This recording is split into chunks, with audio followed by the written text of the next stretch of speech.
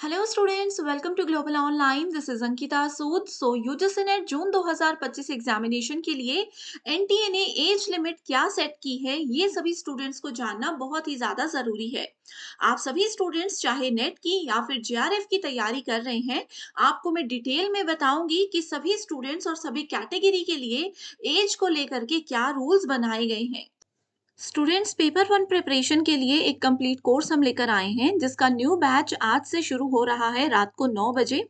यहाँ पर आपको डेली मॉर्निंग एंड इवनिंग में हम लाइव क्लासेस के साथ पेपर से पहले पूरा सिलेबस कवर करवाएंगे। साथ ही स्टूडेंट्स आपको 2018 से लेकर के दिसंबर 2024 तक के सभी पीवाई क्यूज भी प्रैक्टिस करवाएंगे। सबसे खास बात इस कंप्लीट कोर्स की ये है कि इसमें आपको एक व्हाट्सएप ग्रुप में ऐड किया जाएगा, जिसमें कि हर क्लास के बाद इमीडिएटली आपको पीडीएफ्स मिल जाएंगी एंड आपके सारे डाउट्स भी डिस्कस किए जाएंगे। आपको ये 2 नंबर्स दे रही हूँ, इन पर आप व्हाट्सएप के थ्रू हमें कॉल या मैसेज करके पूरी जानकारी ले सकते हैं। साथ ही डेमो क्लासेस देखनी है तो ग्लोबल ऑनलाइन ऐप को डाउनलोड कीजिए। स्टोर सेक्शन पर सर्च बार में आपको लिखना है यूजीसी नेट 2025 पेपर वन।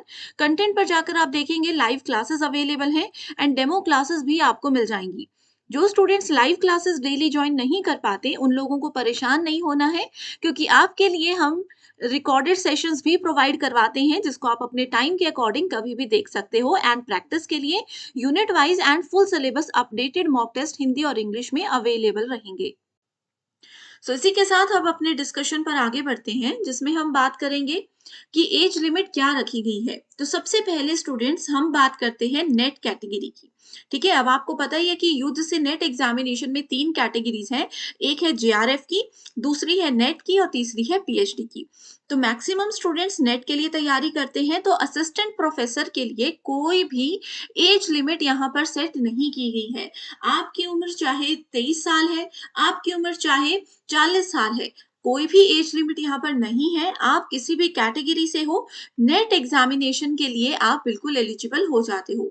लेकिन वहीं अगर हम लोग जेआरएफ की बात करें, जिससे कि आप फेलोशिप के बेसिस पे पीएचडी करने के लिए एलिजिबल हो जाते हो, तो जेआरएफ के लिए एज लिमिट डिसाइड की गई है, जिसमें आप यहाँ पर देखो, not more than 30 years age on first day of the month in which the examination is conducted.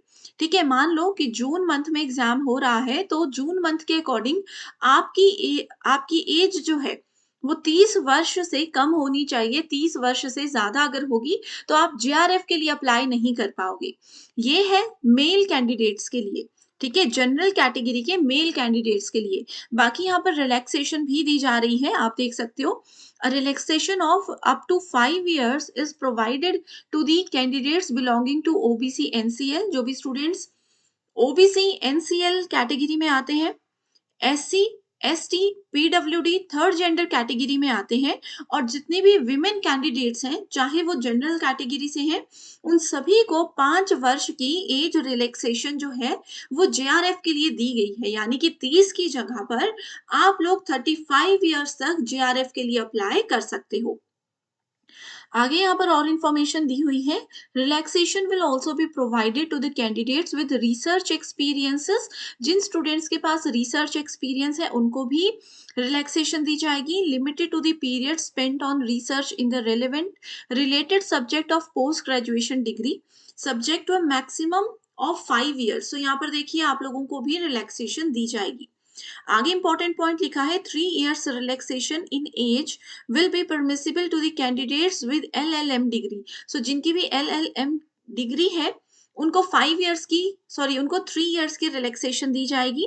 And a relaxation up to 5 years is provided to the candidates who have served in armed force subject to the length of services in the armed force up to first day of month not exceed 5 years under the month in which the concerned UGC net is conducted before this particular date. ठीक है, तो यहाँ पर यही कहा है कि अगर आप लोग एक्स सर्विस मैन हो या फिर आपने आर्मी में मतलब पहले सर्विसेज अपनी दी हुई हैं, तो आप लोगों को भी अप टू 5 years तक की रिलैक्सेशन दी जाएगी।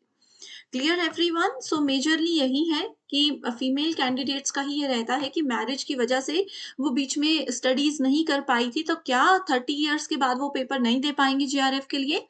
तो आई होप आपके सारे डाउट्स जो भी आपने मेरे साथ शेयर किए थे वो आपको भी क्लियर हो चुके हैं।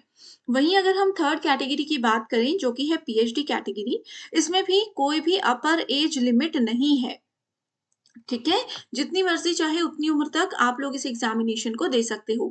अब यहाँ पर इसके अलावा एक सवाल और भी आपके दिमाग में चल रहा होगा कि मैम अगर ऐज लिमिट कुछ भी नहीं यहाँ पर दी गई है, तो क्या नंबर ऑफ अटेम्प्ट्स फाइनल किए हुए हैं? तो अगर आपको भी ये चीज़ में कन्फ्यूज़न है कि कितने अटेम्प्ट्स हम दे सकते हैं, कि कितनी बार यूजीसी नेट एग्ज़ामिनेशन एक कैंडिडेट दे सकता है, ऐसा कोई डाउट अगर आपको है तो उसके लिए डिटेल में मैं वीडियो लेकर आऊँगी, आप बस मुझे कमेंट करके बता दो अपने सारे डाउट्स, ठीक है? या फिर ये 2 नंबर्स दे रही हूँ, इन पर आप इज़िली व्हाट्सएप के थ्रू कॉल या मैसेज करके मुझसे कॉन्टैक्ट कर सकते हो। तो इसी के साथ फिर स्टूडेंट्स एंड करते हैं आज के सेशन को। Thank you so much and I wish you all the very best.